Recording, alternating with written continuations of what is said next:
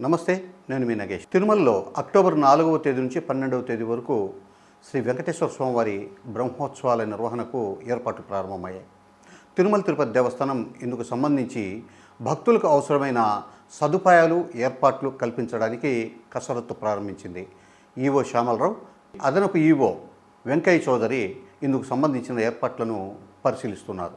ఇదిలా ఉండగా 4వ తేదీ సాయంత్రం 5:45 గంటల నుండి 6 గంటల వరకు శ్రీవారి ఆలయంలో ధ్వజారోహణ కార్యక్రమం జరుగుతుంది. ఈ కార్యక్రమంతో బ్రహ్మోత్సవాల ప్రారంభానికి పునాది పడినట్లు అవుతుంది. అలాగే అదే రోజు రాత్రి 9 గంటలకి శ్రీవారు పెద్ద శేషవాహనంపై 4 మాడ వీధుల్లో విహరించి భక్తులను అనుగ్రహిస్తారు. స్వామివారి బ్రహ్మోత్సవాల్లో ప్రతిరోజు ఉదయం 8 గంటల నుండి 10 గంటల వరకు, రాత్రి 7 నుండి 9 గంటల వరకు స్వామివారి వాహన సేవలు నిర్వహిస్తారు. అలాగే ఈ బ్రహ్మోత్సవాల్లో 8వ తేదీ అతి ముఖ్యమైన స్వామివారి వాహన సేవ గరుడోత్సవం జరుగుతుంది.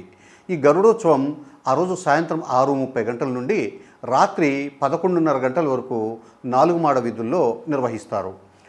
బ్రహ్మోత్సవాల్లో అతి ముఖ్యమైన గరుడోత్సవాన్ని చూడడానికి తెలుగు రాష్ట్రాల నుండే కాకుండా తమిళనాడు, కర్ణాటక రాష్ట్రాల నుండి కూడా లక్షలాది మంది భక్తులు తిరుమలకు తరలి వస్తారు. అయితే ఈ ఉత్సవం నాడు వృద్ధులు, పిల్లలు స్వామివారి దర్శనానికి రాకపోవడమే ఒక రకంగా మంచిది. ఎందుకంటే లక్షలాది మంది భక్తులు స్వామివారి దర్శనం కోసం గ్యాలరీల్లో గంటల తరబడి నిరీక్షించాల్సి వస్తుంది. అందువల్ల మిగిలిన వాహన సేవలు జరిగే రోజుల్లో స్వామివారి వాహన సేవల దర్శనం చేసుకోవచ్చు.